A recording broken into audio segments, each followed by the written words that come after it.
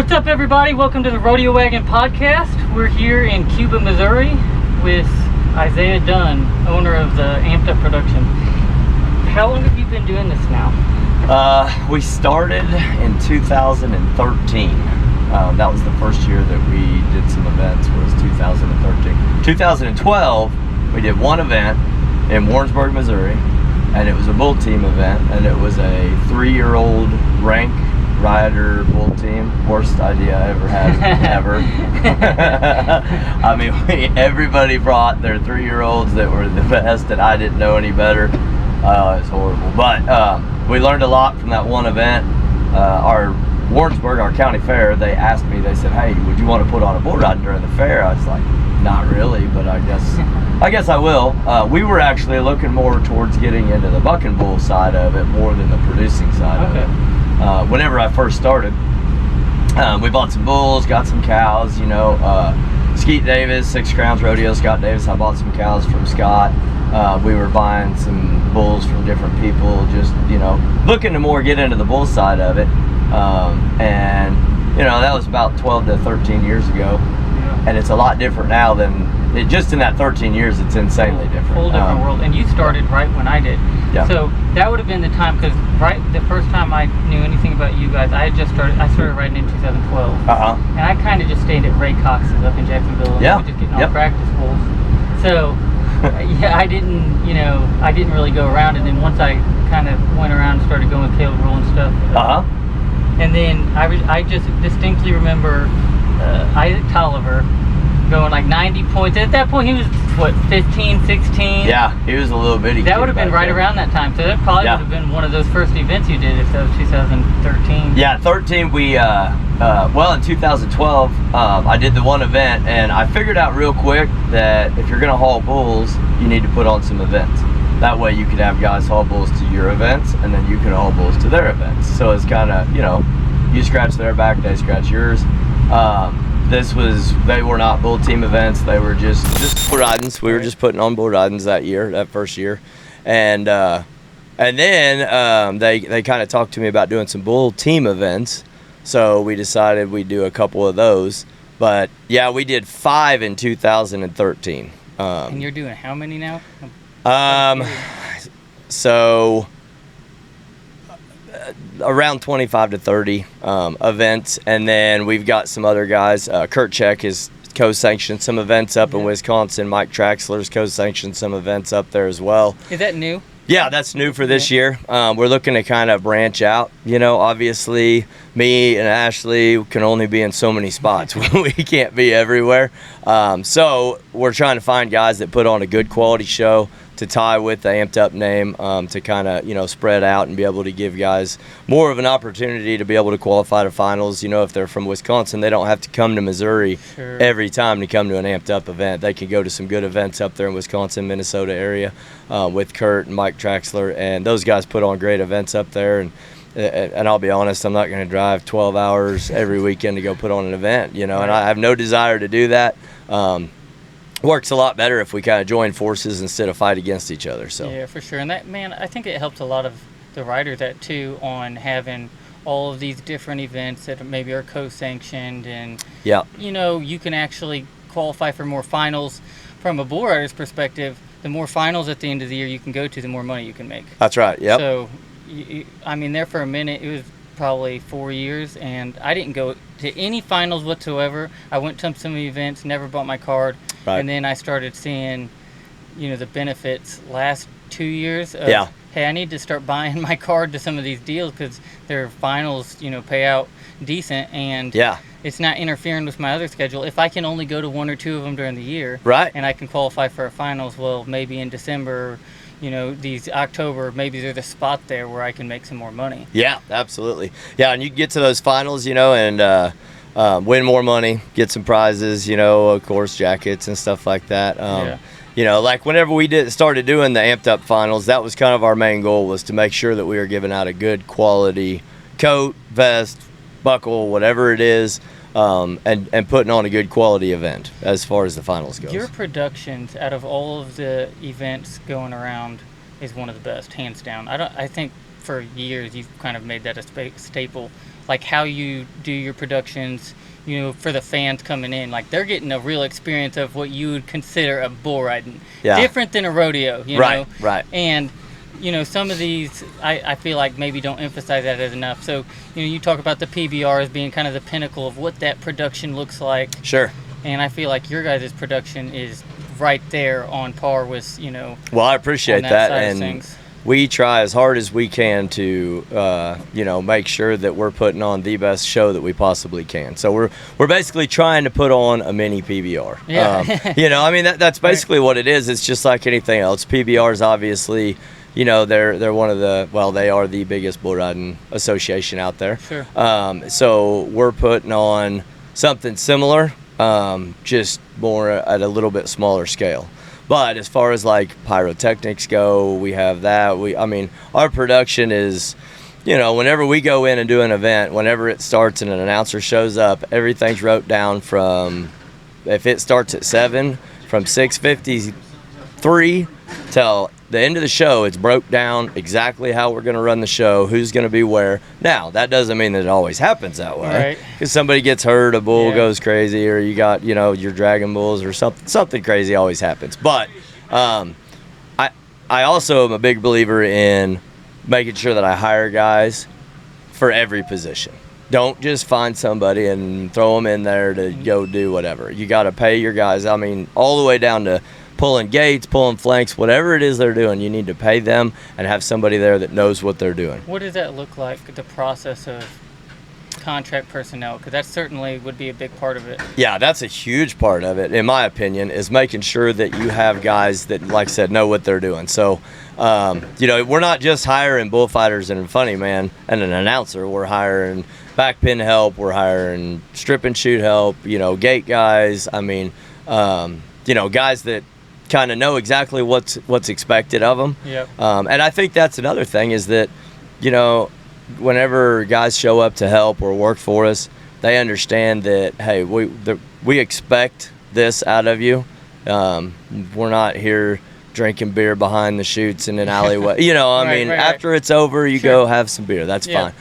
You're not standing on the back of my bucking chutes drinking beer in the middle of a bull ride. Yeah. That's just not a thing that, yeah. And the committees are paying us to come in and put on these shows. And the fans are paying their hard-earned money to come to a show. So, if you want to be one of the top out there, you got to go above and beyond what other people are going to do. What does that look like? You mentioned the committees, so I'm learning a lot right now with Western Edge and and part of this podcast is trying to learn about every different facet of rodeo and how everything works. And one of the biggest things that, I guess I'm just a bull rider, so I didn't have to ever think about it, but thinking about, committees are doing a lot of this, but then guys are putting on their own events, and what does that look like as far as we do both. We have committees that hire us to come in and put on an event, and then we put on our own events.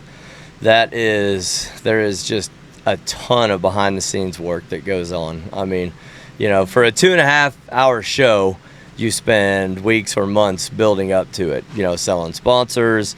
Yep. As far as committees go, they go out there, they work their tails off to sell sponsors, and they're working the arena, making sure that we have, ambulance, making sure that we have everything that we need to put on an event. But as far as producing your own show, I don't think, a lot of people just think, and there are some guys that they just go put on a little show, and that's great, and if that's what they want to do, but we kind of want to be that staple of, hey, if you want to go hire one of the best out there, go hire Amped Up, let them put on a show for you. Right. We're gonna do the fire, we're gonna do the smoke, but another thing we're gonna do is we're gonna draw in the Cowboys. We're gonna have good bull riders, try to bring good bulls, and that's one of the deals, like the rider friendly bull team thing that kind of kicked off the first event we did with that. There were nobody was really doing it. We weren't even doing it. And then we decided to do it, and a couple other guys decided to do it. But it's kind of changed the whole... Everything. It's changed everything in bull riding. The landscape of bull riding. Yeah, from whenever I rode bulls to pulling in and there'd be 15 big arm yanking, hard to ride brindles, and you're looking at the pin going, man, I really want that little muley. He's so good. It certainly has made the pin more consistent. Absolutely, yeah. That's the big thing about the bull team, the rider team, is that you've got a whole pin of bulls that are very rideable, and I mean, obviously that contractor wants you to ride. Yeah, but he also wants to bring a bull that's good enough that you're going to win on it. Yeah, so he has to bring a bull that's good. If he brings a bull that's like 15-point bull that jumps, kicks straight down the pin, you can ride him, but that contractor's not going to win any money. Right. And I mean, a lot of these guys now, that's all they do. They're just, they're running the bull teams all the time. They get partners and people jump in with them and almost play the game. I mean, it's literally like going to the boat. I mean, you're gambling. Yeah. At the end of the day, you're gambling. I mean, if I always tell the guys, if you can't walk out there and burn that money in your yard, do not enter a bull team. Yeah, and especially probably coming to these deals and your lower level deals where you are going to get locals and you are going to get guys that are just starting off. Right. And so the caliber of guys is maybe not as consistent. Yeah, I will say, we've been very blessed. We usually have a pretty good group of bull riders. Do you think some of that's location? Because where you're at is almost it's one of the most perfect locations if you're going to produce to get riders, because you're right there on Kansas, Oklahoma, Missouri, Arkansas. Yeah, Missouri is, I will say, central Missouri puts out a lot of bull riders. I mean, you get Missouri, Oklahoma, Arkansas, Kansas, that whole area, there is just a stack of bull riders. And it's always kind of been that way. Even whenever I rode bulls, there was a lot of guys. We would go up into the northern country, and not saying anything bad, but the bull power up there was always a little bit less. Yeah. We could go up there, and, the bull power up there was just unbelievable. I mean, or down here, you go up there, and the bull power was just a little bit less. And, I remember the first time I went up there, I complained the whole time that we were going up there. I'm like, why are we driving to Wisconsin? This is ridiculous. Drove up there. I rode a bull. I literally thought, man, I hope I even win a check. And I ended up winning the bull riding just because that bull down here in Missouri would have been about an 82-point bull. Up there, he was an 87, 88-point bull. Right. And that's not saying anything bad. That's just the caliber of rider down here. There was a lot more bull riders running around. Instead of having 2 or 3 guys, there was 15 that could ride, So I do think that does help. I think also whenever you put on a good event and you treat guys right, and there's other contractors out there that do it too. I'm not saying I'm the only one by no means. There's some other good guys out there, that I'm good friends with, and they do a great job. But those guys are successful because they take care of bull riders. They understand that you can't have a bunch of bulls that just arm yank, jerk guys down, and beat up your bull riders. I mean, you want some bulls. You want your bull riders to be successful, because therein lies the committee's happier, because you're riding 1 out of every 3 to 4 bulls instead of riding 1 bull a night. At most of our events, we ride about 1 to 3, 4 bulls. 1 out of every 3 or 4 bulls. Yeah. You guys actually get, whereas if you go up north, and me and Dakota talk about it all the time, you go up north and you go to some of those deals, and it's not all the deals, but there's a few of those deals, lots of money, 1 guy will stay on and win a pile. But the bull you got to get on to do that. Right. And it's not even like you're going to be 87 points. Right. Like some of these are some big, honky, out-of-line suckers that you may be 76 points on. But, it's just a different deal, it seems like, up north, and I don't know. It's kind of always been like that. I don't really know why. I don't think the bull teams up north is near as big either. I don't either. I don't see as many. I know in the Midwest here and further south you can go to bull teams. I mean, if you want to spend, $700 entry fees, or if you want to spend $5,000 entry fees, there's bull teams for you to go to play at, But I honestly think that that's one reason why we do have a more even pin of bulls, is because these guys were trying to bring bulls that guys can ride. Now they also want them to be about 85 to 87 points. Right. So from a fan point of view, it's awesome, because they're looking at it going, man, this is great. Like this is an awesome bull riding. Sure. Instead of watching, because since the PBR is taking bull riding mainstream, your fan now understands what a good bull is and what a piece of junk bull is. So you can't bring a bunch of jump kickers, or your fans like, man, them bulls were horrible. Yeah, you know. Yeah, for sure. So I don't know, but bull riding's so different now than it was whenever I was riding, and it really hadn't been that long ago, you know, that I rode bulls.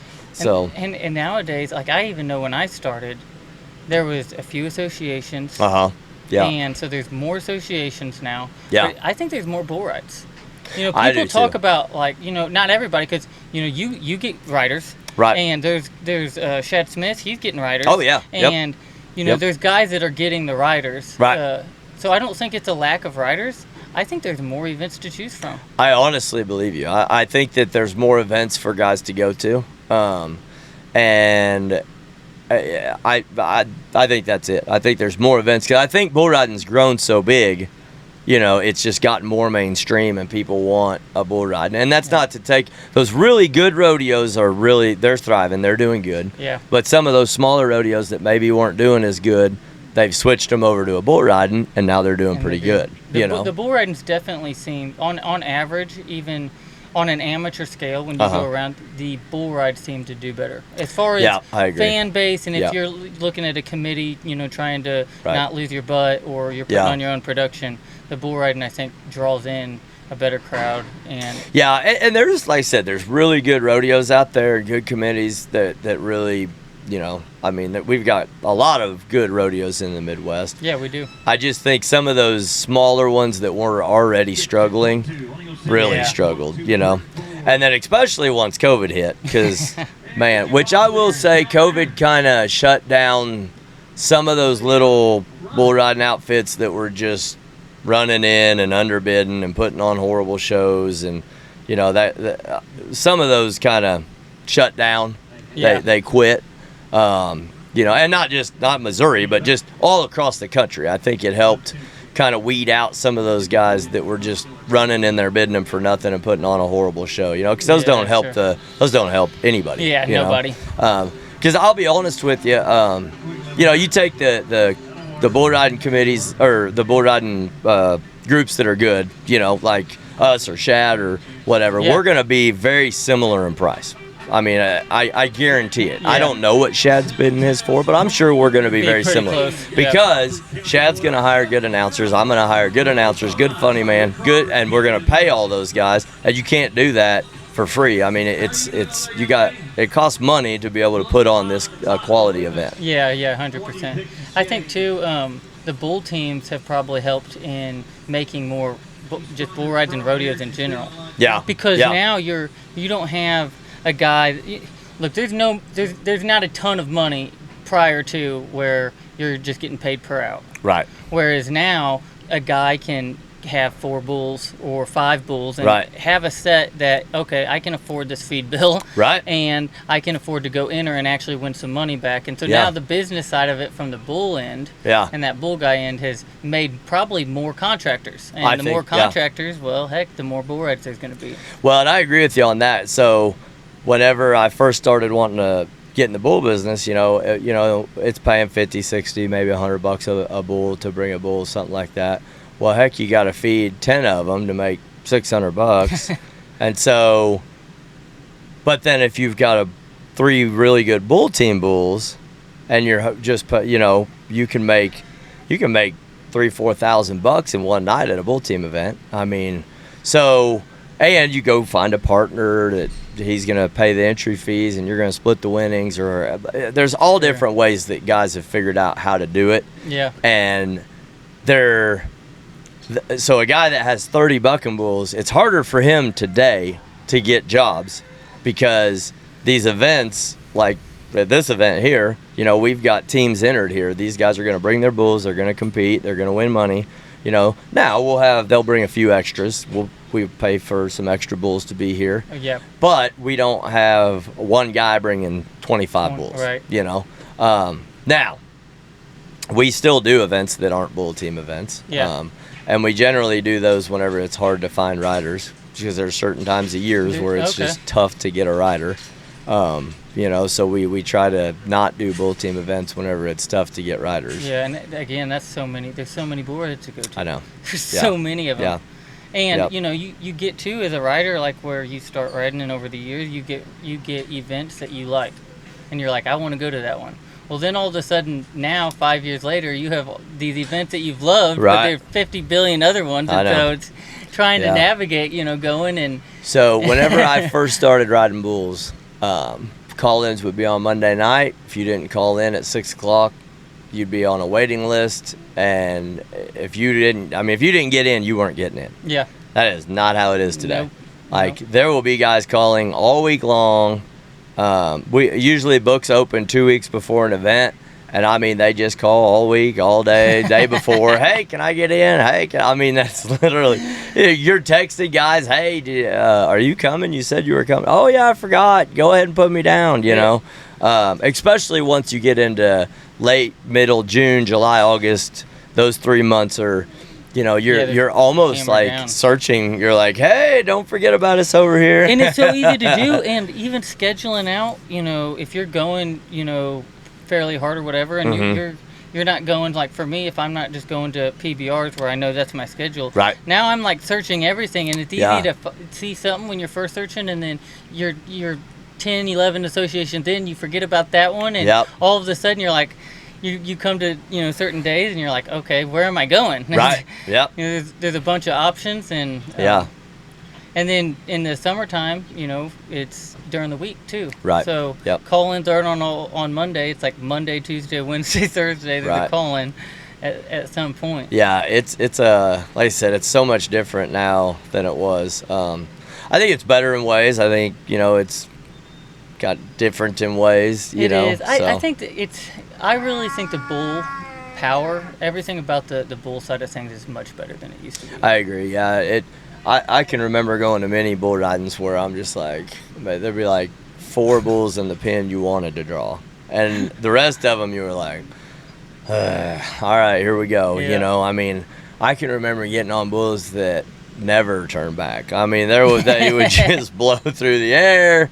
Contractors would haul them. There's some bulls that guys had that they bucked. They were buckers. Sure. For sure. They just weren't turned back, just fall out there and just turn back little bulls. They'd blow through the air, pull out a knife and try to stab you with it. They were just hard to ride bulls. And I think, like I said, that's kind of changed the industry. Yeah. Those bulls, they're fewer and far between now. And I think it's good and it's bad. The bad part about it is guys starting out, it's harder to find stuff to really just get your feet wet and learn how to stay on a bull for 8 seconds, even if it's jumping down the pen. Yeah.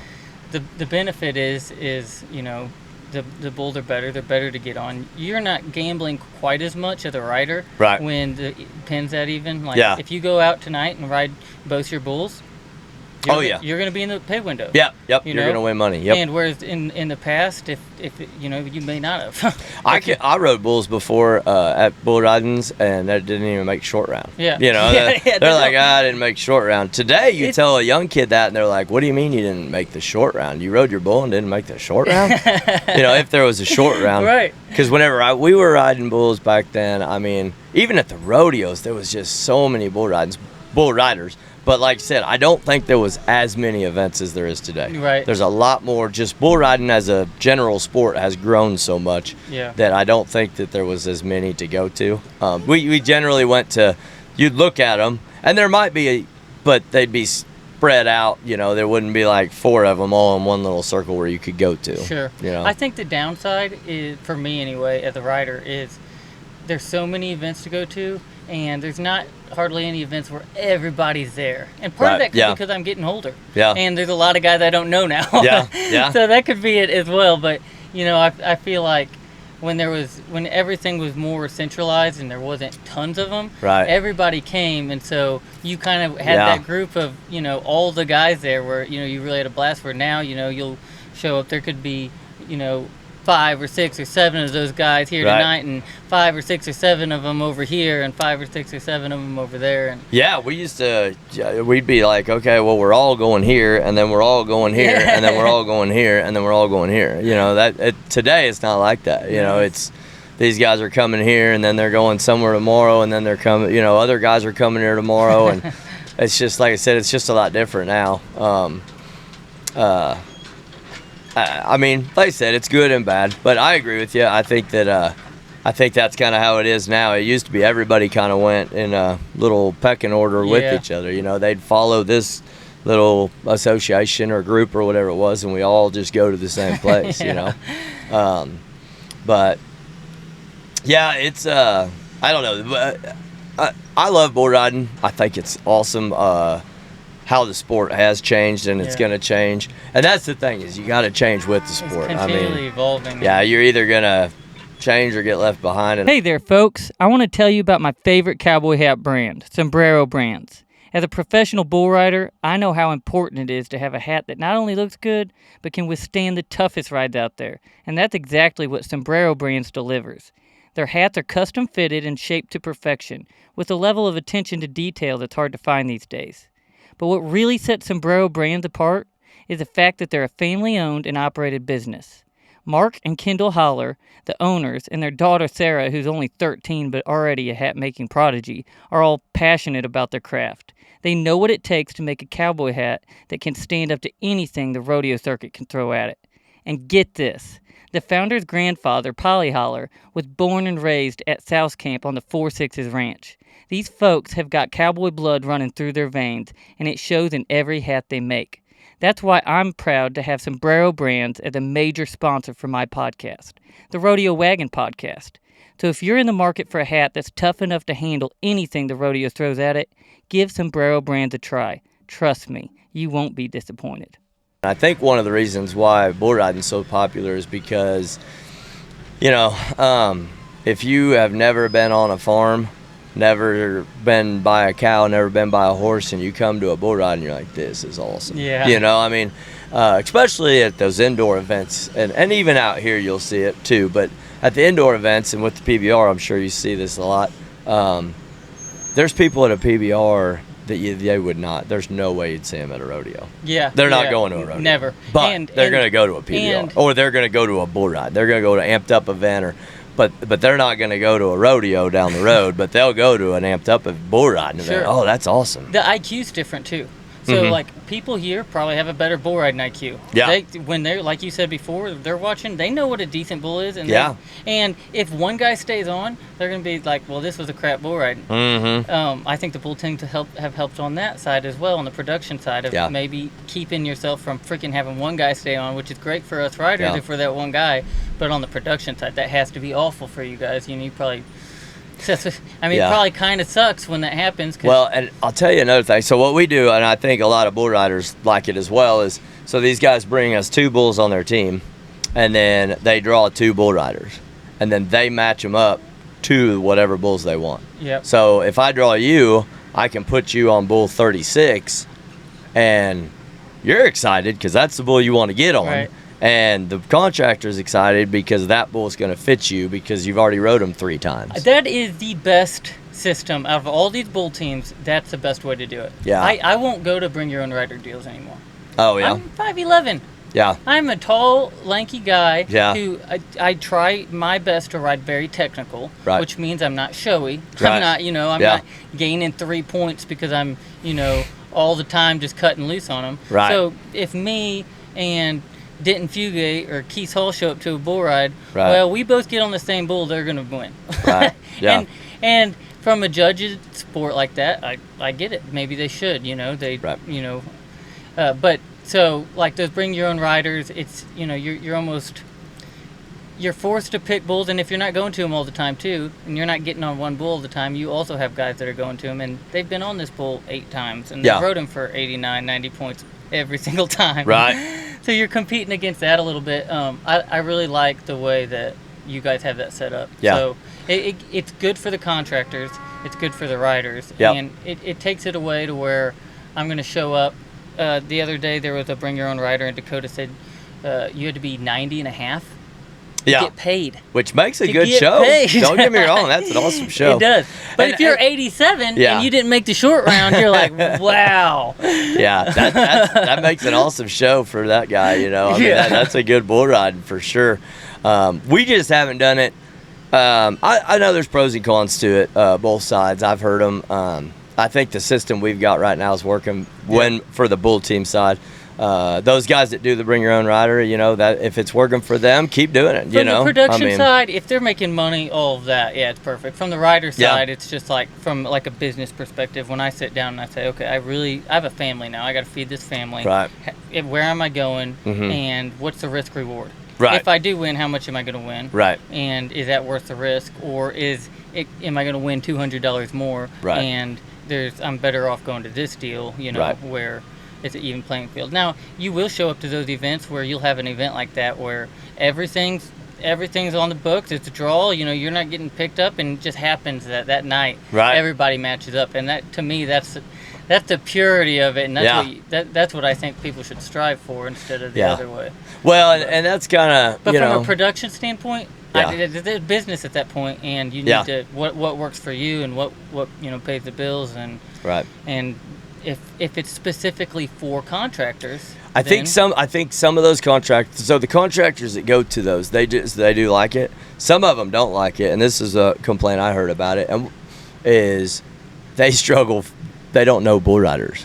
Oh yeah. So for me, I know bull riders. Right. I could call some guys and be like, "Hey, I need you to come get on my bulls for me." But there's guys out there that are like, "Man, I don't really know any bull riders," or they're like, "I don't know those guys. I don't know how to get, really get those guys to come get on my bulls." So, and if you're getting started, then that would be awful. If you're getting started in the contracting world, and you weren't just within a prior bull rider, prior experience, knowing everybody. Yeah, if you're just getting into it, it can be tough. It's almost like having a draw. So whether in the short round you should draw your bull or pick your bull. Right. And the pick your bull, the downside to that, and on like the big tour and stuff like that. Okay, I get it, because you can research, you can know. Right. If you didn't know what you had to pick before then, and you wanted to know, you just didn't do your job and you didn't do your due diligence of looking it up. But a lot of these deals, you have no idea. And what bulls are there? And if you're in a position where you need to be 89, but maybe there's only 2 bulls in there, and you have no idea, then which one?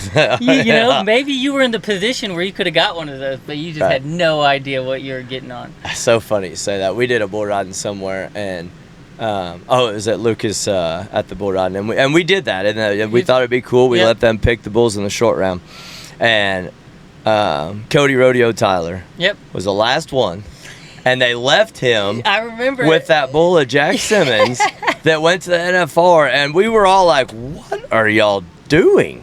And he rides that dude for like 90.5 points. I mean, he was so excited to have him. He was like, no way they're leaving me this bull.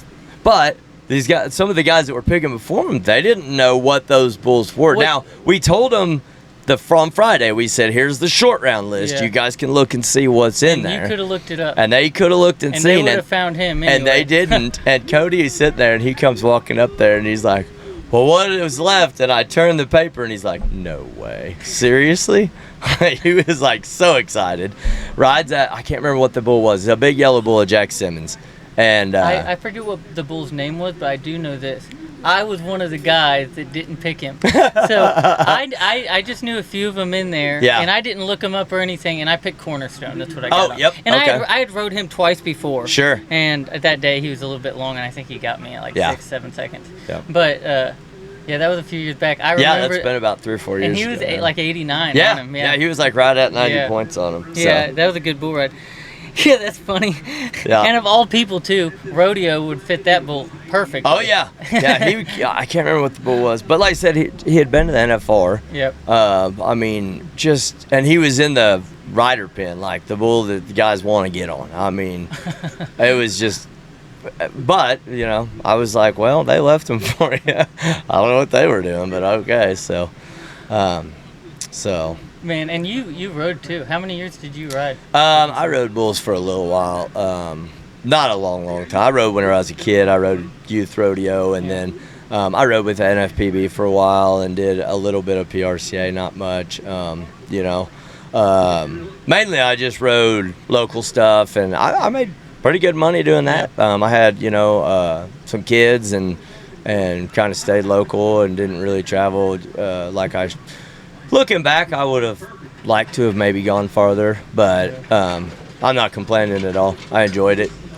You can make a living doing it too. I was actually talking to my cousin the other day, and like I wonder if a guy, okay, so if you can go and make, say, $100,000 at going to a PBR, whatever that bottom. I don't know what 35 in the world in the PRCA or in the PBR is, in 15. I think 15 was right at 100 in the NFR. I think so. Going into the NFR, so say 100,000. I wonder if you had a guy that can go do that, and he just spent all year going to just amateur bull riding. The step down from PRCA and PBR. Sure. So just go to any events outside of those two associations. I'm curious what you could make doing that. I don't know. Because you can go. Honestly, I think to some of these deals and make $6,000. You can come during the week and make $1,500, $2,000 a pop. And right. I think nowadays you could make a really. I mean, I honestly do. I think if you're a good bull rider, I think you can make a ton of money in the bull riding industry and not travel like if you're going to go to the NFR, you're going to be on the road traveling. So you're probably spending, I don't know what the NFR is. I'm going to guess that you're probably spending $50,000 in expenses. Yeah, I don't know. You're going to spend a lot. I mean, you're on the road a lot, you know. Well, me and Andrew talked about it, and he spent $30,000 going to PBRs. Yeah. I'm going to say maybe $20,000 more going pro rodeos just because of how much more you're traveling. Right, because you're traveling so much more. You're traveling a little bit more throughout the week and stuff like that. I know the last year I rode bulls, I made almost $40,000 riding bulls that year. And it just, I wasn't traveling far. I was going to some NFPBs. I was going to some, URAs, some MRCAs, just rodeos, just bull ridings, and making pretty decent money. I mean, and that was 15 years ago. That was, so my expense wasn't near like traveling up and down the road, flying here, flying there, doing that, It's the PBRs, when we're going, like I'm probably averaging, it's $500 a weekend. Sure. It's $500 just to go, so if you're not, I went to, Montana the other weekend, I won like $680. Yeah. And I took 6 or something like that. Yeah. And I forget who I was talking to on the way back. They're like, you win anything? And I said, well, I won money, but I lost money. Well, yeah, and that's kind of how I looked at it whenever I was going. I was like, man, I could travel to these PBRs, but man, I'm going to spend a pile going to them. And then once I decided I was going to go to them, I bought my permit and I was going to go to some, and I was entered up and it was going to go to a few. I was going to travel with, like, Willie Ropp was going to them then, and some of the other guys. And then Scott Burris had a bull called Corn Dog that just annihilated me, took me out. And it took me a long time to get back to where... Scott's done that to a few guys. Yeah, and, it wasn't even his fault. The bull just pulled me down and just, I mean, I don't know how it didn't knock me out. It was bad. But it took me out for a while, and then at that point I had 2 little kids, and I was like, okay, I got a month off work because I couldn't do any work. I mean, I couldn't do anything because I was just so messed up from that wreck. And so I kind of backed off from bull riding after that. I kind of said, hey, you know what? I think I'm just going to work a little bit more, maybe go to a few here and there. And but, and for 2 years I didn't even go to a bull riding. I didn't really go to a rodeo. I didn't do nothing. Did you want to? What was that like? Because I couldn't really go because if I went, I knew I was going to want to go again. Yeah. So I kind of just said, hey, I'm not even going to go, not really going to do anything. And then, like I said, then in 2012, the fair in Warrensburg said, hey, why don't you jump on here and help us put this bull riding on. That's kind of where we're at. And then now it's a family event. I mean, Ashley does just as much, if not more, than I do. I mean, she runs the show. I mean, she actually talks to bull riders and more than I do. I mean, I'll be able to walk in. I'm like, who you talking to? Oh, Cody called me, or whoever it is. I mean, they call Ashley all the time. So. She calls contractors. She calls everybody. That is one thing. That's a family affair. Almost every single operation. It's not just one guy producing it. Almost always it's husband and wife and probably a handful of other people that are and all of our kids. Involved. Our kids are all involved. They're helping out. Doing whatever. So. And are they? You think they're how involved in rodeo or Kyla rodeos. She runs barrels. She'll run barrels tonight. Okay. How old is she? She is 15. Oh, wow. And then Dayton, he's talking about, he's been fighting the mini bulls for the last really? 3 years. So He wants to be a bullfighter. Well, now he's talking about he wants to ride. He said, that bullfight doesn't pay very good. I think I need to ride some bulls. Yeah. So, hello, funny man. What's up, rodeo time. It is almost. We got about 2 hours and 10 minutes. Yeah, that is no kidding. Yeah. Air conditioning time for sure. Man, the weather doesn't know what to do. The other day was perfect out. Yeah, we were at Pocahontas, Arkansas, and it was 110 on Friday. And then Saturday it rained 2.5 inches. Have you guys got much rain? No, we're out on rain. Okay, I was going to say, because since I moved in Springfield, now I moved down to Troy, Missouri, or Yulee is where I live. And it's been just about Missouri a drought. is now the new Arizona right now. Yeah, I mean, it's awful. We don't get rain here. It's ridiculous. Another thing that I don't have is, you talked about a bunch of bull riders in the Midwest. Well, that's definitely southwest Missouri. Mm-hmm. South Missouri. Oh, yeah. You come up to my part up by St. Louis, and there ain't a whole lot. Yeah. There's some rodeos and stuff, but Yeah. there ain't anybody that's got like practice pins or. Those California's are about the closest thing, and that's Yeah. Jesse Dick and. Yep. He's Yeah, probably got Jesse bulls Dick. tonight. I tell you another, Seth Reynolds. I rodeoed with Seth Reynolds. He rode bulls with me. He's over by Kansas City. He's doing some practice pin stuff over there. He's got a good little pen of bulls for guys. I've sent some kids over there. It's really hard to right now feed bulls that are practice type, unless you're getting on them. But for a contractor, it's really tough to do. But Seth's doing it over there at his place, and he's got a lot of kids going in there and stuff. And Seth's a great guy. I think it's called Forged Ranch. So if anybody's looking for a place, it's a good little practice pen. I think he bucks on Sundays over there, kind of like Matt Bohan's dad used to do. Oh, okay. Yeah. Kind of the same deal. So. Yeah, and Matt's from around. I never really got to know Matt. Never really met him. I mean. Yeah, Matt. I probably have met him. Matt's a great before, guy. Yeah, he's a great guy.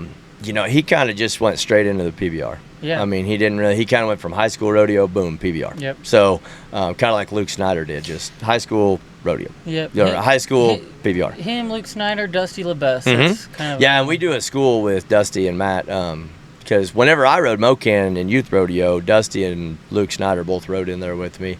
I wasn't anywhere near as good as they were. I ain't even gonna pretend like I was. But I mean, heck, it was stacked. Will Lowe, he was riding in there. I couldn't even tell you how many ropers come out of there that probably went on to do great things. That's cool. I mean, that Mocan was stacked back in 96, 97, 95, back in that area.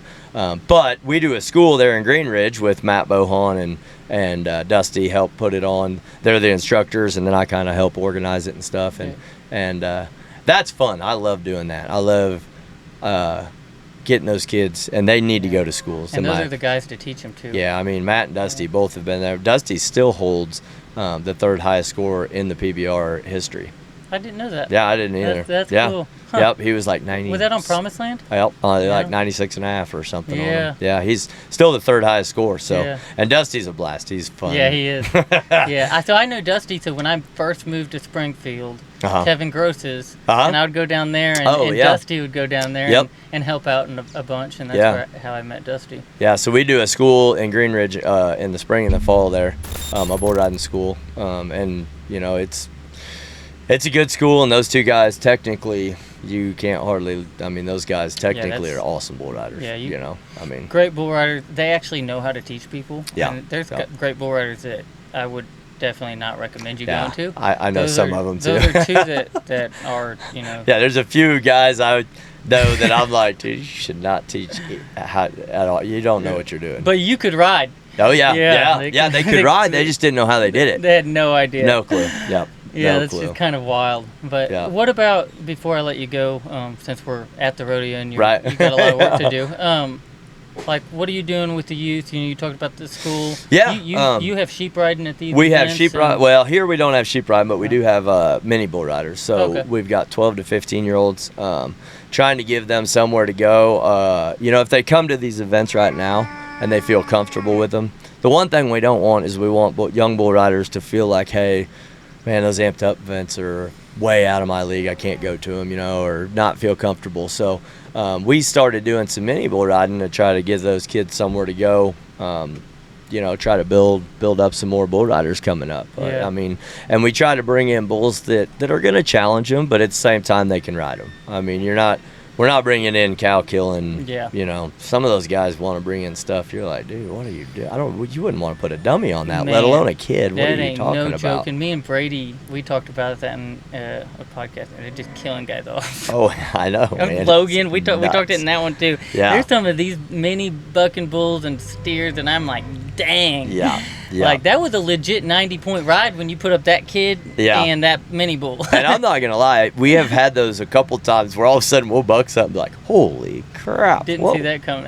Don't bring him back. He does never need to come back. Because you feel bad because the bull might start out and not be that great, and then all of a sudden you're like, holy cow, that bull's way too good. So. Yeah. And, I mean, for this all to thrive and continue to grow on the rider's part, it's going to be super important that we don't let the caliber of the bulls and even the mini bulls and the pride of man and I think that's another thing that has helped us. If we get these guys coming here, so there's a prime example. Bob Mitchell just walked by here. What's up, Bobby? So he's entered tonight at this event. He started coming here when he was younger. You get these guys coming and whenever they're young and treat them good and bring them bulls that they can be successful on. We had Zane Cook. I was talking to him the other day, and he said, man, he was struggling at them PBRs horrible. I mean, he was just struggling. He said, gosh, I was struggling so bad.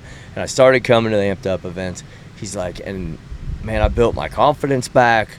I got back to where I felt like, and then he went back on tour, and he was just tearing them up until the season ended. This year? Yeah, he's looking great. Yeah. I mean, and, so for a guy who, it's fun to see a guy start out with us and then move back up into the PBR or get to the PBR, but then be like, hey, I'm still coming to that Amped Up. I don't have a PBR this weekend. And it's cool. I just, we're going to have to do another one, but I just did a podcast with Ben Perlitz. Oh, yeah. And yep. we were talking about that and about, one thing that I love about this sport and everything is, like, you can kind of, like, for me, I went, I 2 years in and I just jumped over to PBR. And that's all I went to. Right. But then the relationship where you can come back to these deals whenever you want and you're just accepted. And, the guys wanting you to take that. Like, I remember going to a practice pen at your house. Yeah. And you guys, and somebody asked me, they're like, what if you accidentally win one of these events? Do you really think you're ready for the UTB? And I remember you saying, I said, you told me, you're like, if you make it on the UTB, you're ready for it. Yeah. And but the whole thing was like, you weren't like trying to be, discourage guys from chasing those big goals because then they would stick around your, rodeos. But you wanted that. You wanted them to go there and then and knowing that, you're always there, so you may see Bob, at this event. You may not see him for 3 months, and you may see him again. And well, that happened with Zane. He actually, so our finals. Yeah. He got the call to go to the and he called me, and I'm like, dude, like, don't be mad. Go. Like, cool. I get it. I want you at our finals. You're winning our tour right now. Yeah. But I also understand that next level is calling you, and if you don't go right now, they may not call you again. So, yeah, you need to get up there and get it done, so. Yeah, that's so cool. Man, right, I'll let you go. Right. Dude, it's been great having you. We'll do it again sometime. Yeah, sounds Guys, good. Check out Amped Up Productions. What are your handles on we're Amped Up Productions, Pro Bull Riding Tour. You can find us on Facebook, Instagram, Twitter, all that good stuff. And we've got a website, ampedupprobulltour.com. All right, sweet. Thanks, guys. Thanks. We'll see you. Bye. All right.